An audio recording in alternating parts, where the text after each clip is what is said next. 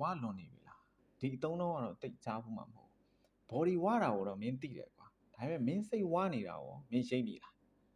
အဲ့ဒါကိုကြတော့ဒီကျမ်းမာရေးဘက်မှာကြတော့ mental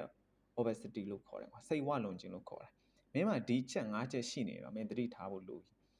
ဥပမာကခေါင်းကလေးလန့်တယ်နည်းနည်းမူးမယ်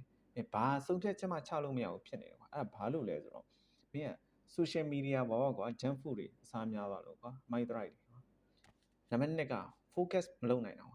လူတွေကလေကားတင်မောတယ်လို့ပဲကွာမင်းကစာအုပ်တုပ်ကို9မိနစ်လောက်တော့စက်မဖတ်နိုင်ဘူးကွာမင်းဖုန်းကင်မိတာလို့မင်းထပြီးတော့လမ်းလျှောက်သွားတာလို့တခုခုအောင်ဆိုင်ဖို့ခက်ခဲနေအဲ့ဒါမင်း focus ကြွက်သားတွေပျော့နေတာကွာနံပါတ်3ကမင်းစိတ်အစီဖုံးနေတာ overthinking ဖြစ်နေတာကွာမင်းအစီအပူတွေများတယ်မဖြစ်သေးတာတွေကိုတွေးပူပြီးတော့မင်းရဲ့စိတ်ကိုဝင်ပြီးအောင်လုပ်နေတာ